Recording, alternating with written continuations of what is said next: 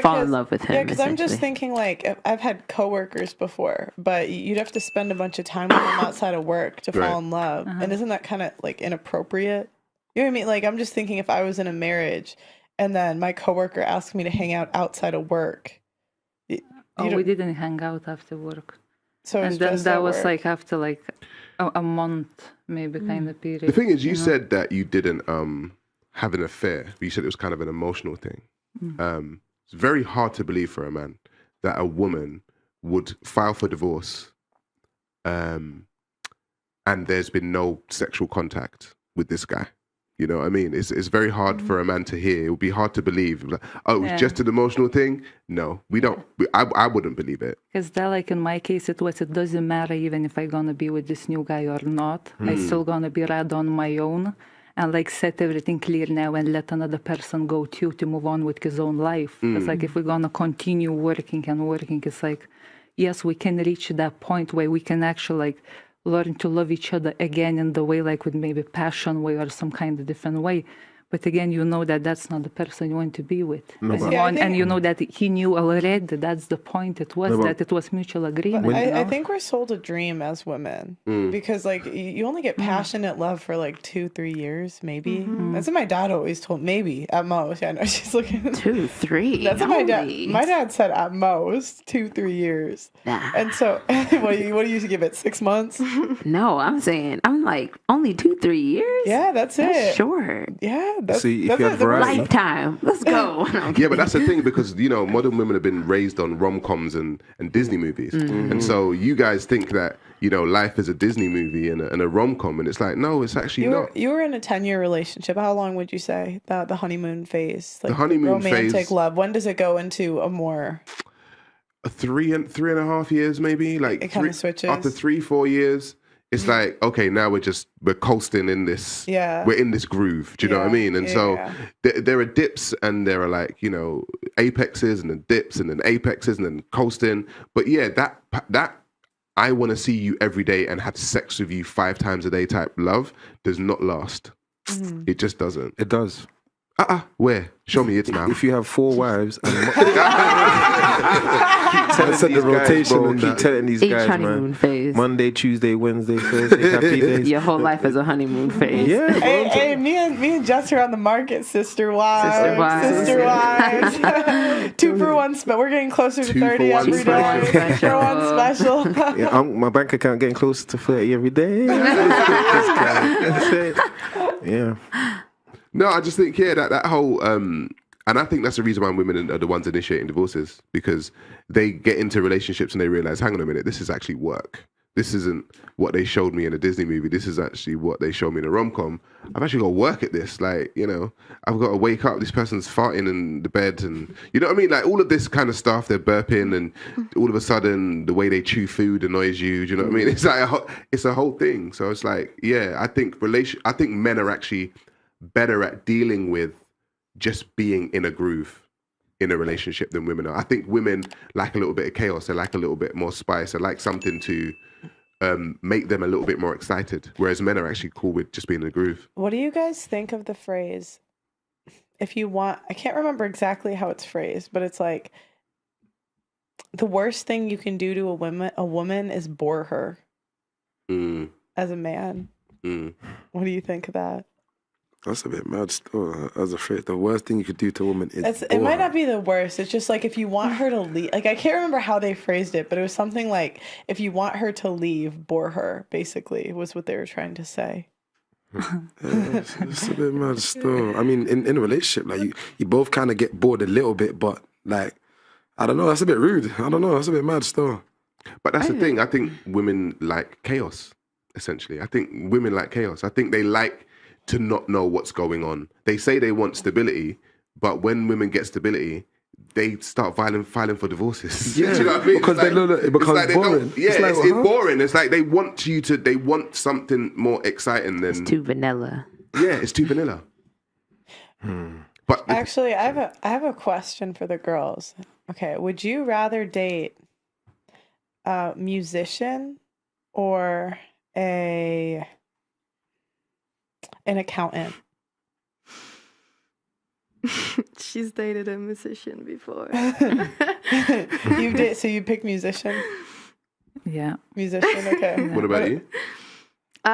Probably the musician as well, yeah. What about you, Jess? I love music, so I would date the musician. Mad. Watch this. See the musician. That's not stability. No. I know it's not, but obviously I could go for the accountant, but I love music, so like I think it would be, not saying that would be boring with the accountant, because the accountant could love music, but it's just like a musician. No, see, but it proves my point. Yeah. Where, like, women don't want stability. Like that's the most unstable job you could possibly have For real. as music, but we all pick music. I actually watched a TikTok video recently with a woman. She was on, she was speaking to this other guy, and he was like, "Why did you file for divorce?" And she was like, "Oh, he was really good with money, and he would save, and it was like he didn't really want to spend." And it's like, the guy was like, so he was financially stable, and he was, good with money, and that's what really pissed you off. She was like, "Yeah, he didn't really want to do anything with the money, and he was always saying we need to save for a rainy day." And I was just like, we can't win, bro. That's the dumbest thing I've ever Like, we heard. can't win. Like, because he saved too much. Because he probably didn't spend on what she wanted him to spend on. The buffoonery that doesn't help bring in the income. Yeah. I have a question. Would you guys go, so who has their nails done here? 3 of you? Yeah. Okay. 3? Okay. Do any of you get, like, your makeup done or anything, like lash lifts, any of that? No. No? No. No. Okay. Would you guys go down in lifestyle? So no new clothes, no nails done, nothing like that. So like in a year, you might get a couple new outfits. That's it for a family. And you'd have to work twice as hard and make like no extra, like you'd get no extra discretional income for a family. Would you? Yes or no? Oh yeah, Go down in I lifestyle? did that, of course. Like I did that for 3 years, continuing still now, and then I did that 13 years helping family too. Okay, good. What about you? You go down in lifestyle for a family? Yeah. Yeah. I don't know how much lower my lifestyle can get, but Girl, you live in a I penthouse. know. But outside of that, my lifestyle is pretty like Yeah, it is. neutral. Yeah. So yeah, I would go down in it. I don't need my nails done. Do you women think that it's, talking about divorce, you think it's better for women than it is for men after a divorce? Women, Women? is it? You saying? Do you think it's better? Yeah, do you think it's better? Because I'm going to read you some divorce settlements, right? So Melinda Gates, when her and Bill Gates divorced, she's now worth 6.7 billion. Mackenzie Scott, who is Jeff Bezos' ex-wife, she's now worth 27.9 billion. Nicole Young, who is Dr. Dre's ex-wife, she's now worth 100 million. So women get a lot of money from these divorces, and men get to kind of see their empire slashed in half and crumble. I don't know. I guess there's kind of like a little bit of like an after rush after being in a relationship for a long time and you get out of it, whether, it was you or the other person stopping it. There is just like this thing where you were low for however long you were low for, but then at one point when you get out of that, you do feel almost like new kind of again. I don't know. It's just like... It obviously depends on how close you are with the person, but for example, me recently, I felt better also because the relationship was really toxic, but I felt better getting out of it, after going through like that part where it was hurting. It's like, yeah, I felt like almost like reborn. Really? Yeah. I don't know, but maybe it does relates to like women getting out of, this kind of relationship, maybe feeling trapped, or maybe they don't love the person anymore for whatever reason, It's because women think of marriage like relationships. It's like, even when you look at relationships, girlfriends are more likely to leave anyway. Yeah, same as with divorces, yeah. Yeah, they're conditioned to like just leave. Like, do you know what I mean? Like, if the going gets tough, just leave. Do you think it has always been like that? Or do you think that is Well, now the society nowadays it portrays like, oh, if he ain't doing what you want him to do, you leave him, girl. Go get your bag, do this, do everything for yourself. Because I just said, I think hypergamy is on steroids. I think hypergamy has always been a thing, but I think hypergamy is currently on steroids. I think the monkey branching is like a woman, like right now, any woman here probably can go into your DMs right now and there's a guy in there trying it.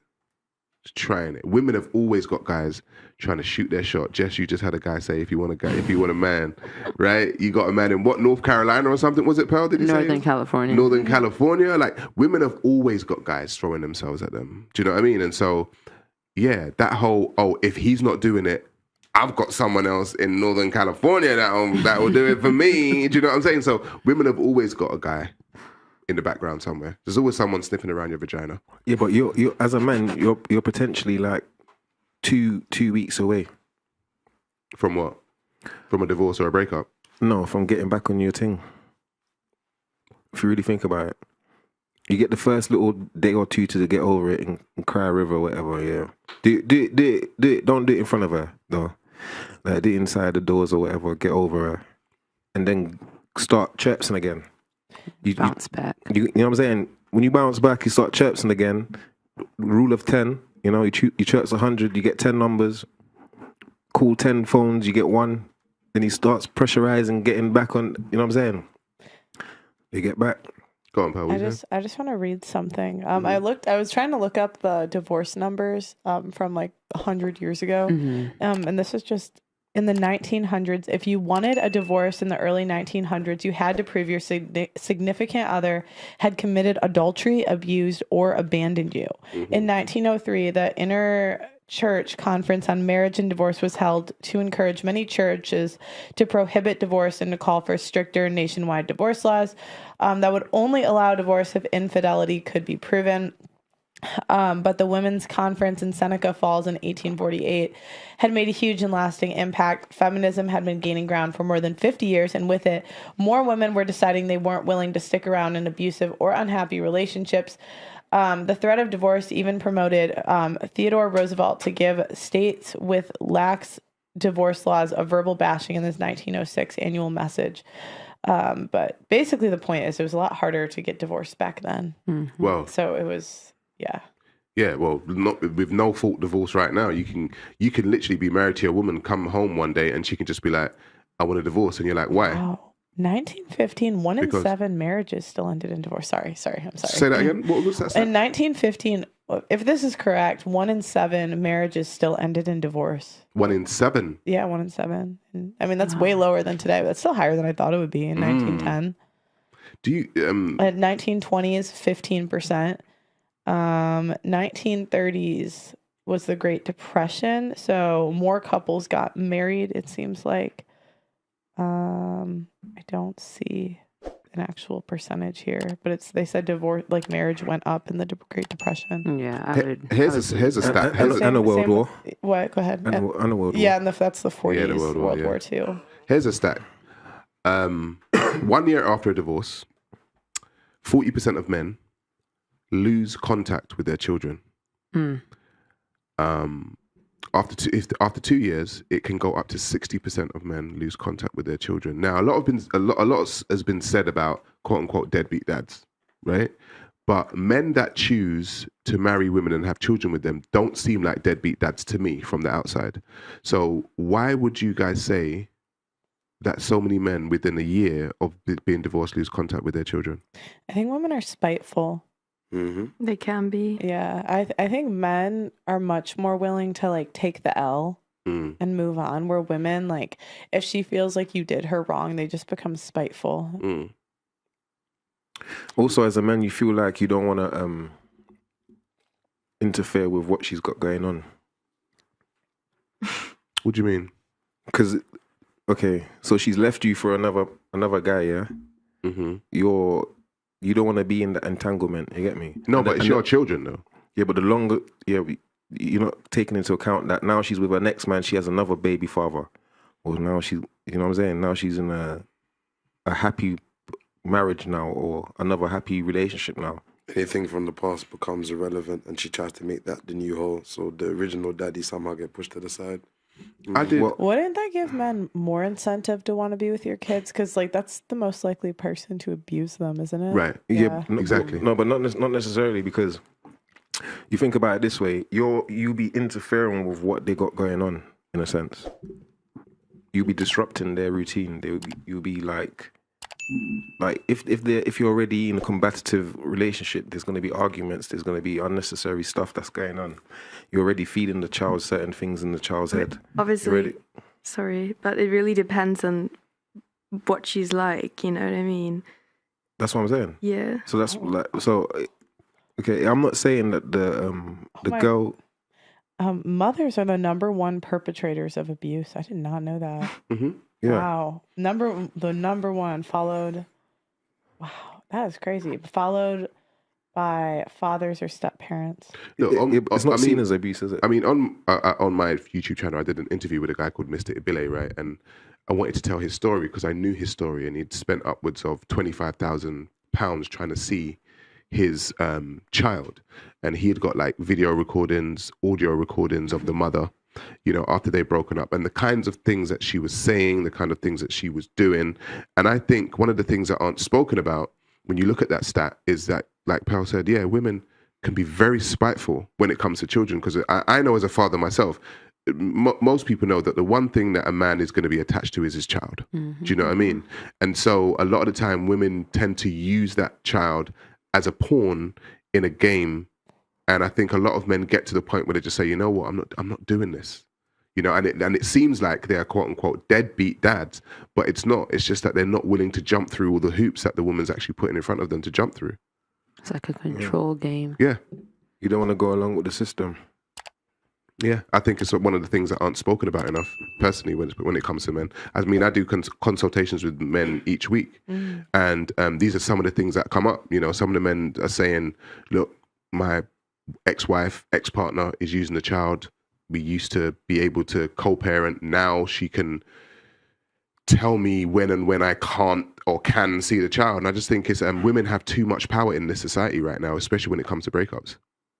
It's devastating. It's really bad on the kids, and I think that some mothers don't realize that, like, these good fathers that they're robbing like time from for their kids to see them, and then they curate this whole idea like whatever you and him had, it's nothing to do with the kids. That's y'all relationship. You shouldn't rob a child of their relationship with their father, no matter what has happened between the mother and the dad. And that stuff, if it's not dealt with as a child, it manifests into stuff as an adult. And then you have your grown kids asking like, oh, well, like, why did this and this happen with dad? Why didn't I get to see him growing up? And it's not like, oh, he did this to you, he did that to you. It's like, oh, he did this to me, he did that to me. So I decided that he wasn't worthy enough to see you. And it's like, whatever you and that man have, you figure that out. Do not bring the kids into it and rob them of that chance to have a father. That's what happened to Kanye. I mean, when he got older, he found out his mother that he like adored wasn't letting him see his father, and like left where his father was and moved to Chicago. Yeah. And I honestly think that should be a crime. Well, I think that should be a crime. If you keep your baby father from your kids, I think that you should be charged with something, because you're putting your kid at every you should have to pay child